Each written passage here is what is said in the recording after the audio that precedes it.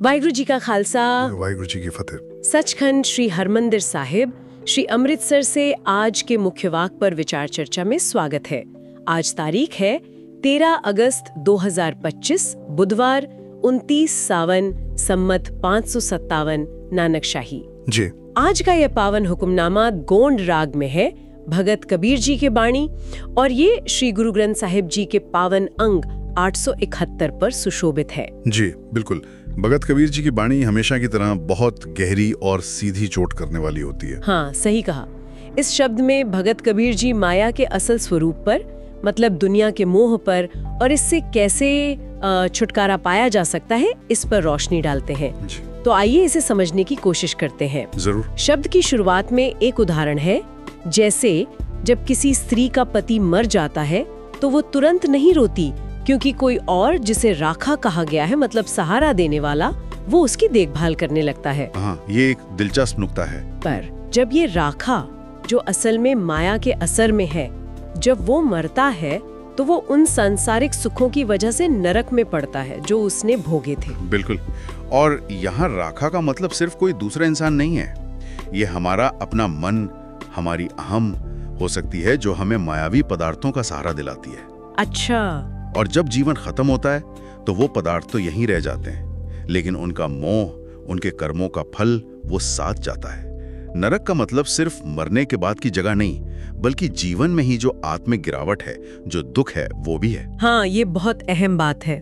आगे बाणी में एक और कमाल की बात कही गई है कि माया जो है वो सारे संसार की अकेली पत्नी है जी, जिससे सब जीव प्यार करते हैं। हाँ, ये तुलना बहुत सटीक है।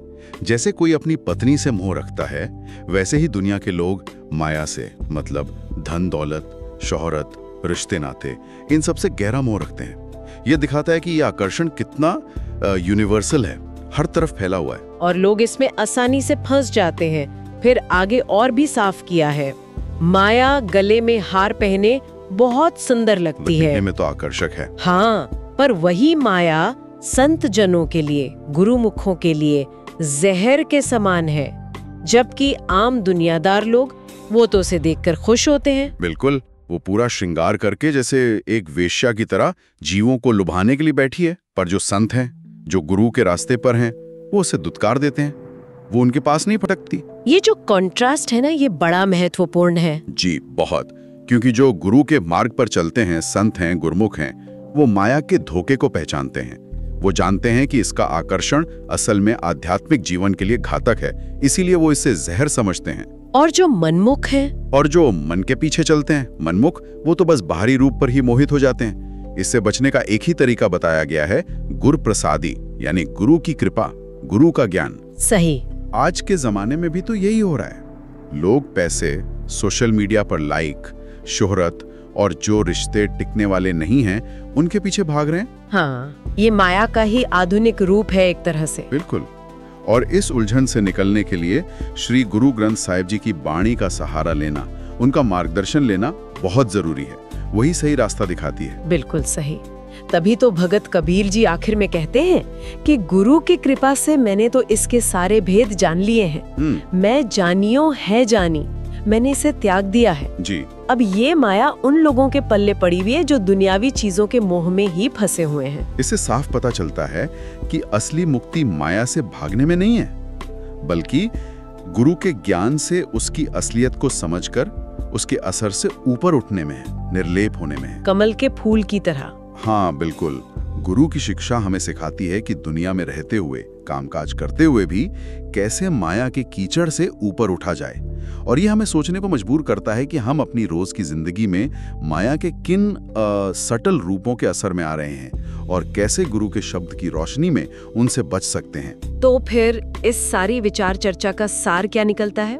भगत कबीर जी का ये पावन शब्द हमें याद दिलाता है कि माया बेशक बहुत आकर्षक है, खींचने वाली शक्ति है। हाँ है तो, लेकिन गुरु के शब्द से जुड़कर, उनके ज्ञान को अपनाकर इसके धोखे से बचा जा सकता है। दुनिया में रहते हुए भी निर्मोही अवस्था, आत्मिक आनंद पाया जा सकता है। और एक आखिरी बात सोचने के लिए, जब हम भगत कबीर जी के बताए अनुसार आज के मॉडर्न लाइफ में माया के असर को पहचान लेते हैं, चाहे वो करियर की दौड़ हो, चीजें इकट्ठा करने की चाह हो या रिश्तों में ज्यादा मोह हो, तो ये समझ हमारे रोज के फैसलों को, हमारे जीने के तरीके को कैसे बदल सकती है। आज का दिन आप सबके लिए बहुत अच्छा और बरकतों वाला हो। इस विचार चर्चा के दौरान गुरबाणी के उच्चारण में या किसी भी तरह की भूल चूक के लिए क्षमा के याचक हैं जी।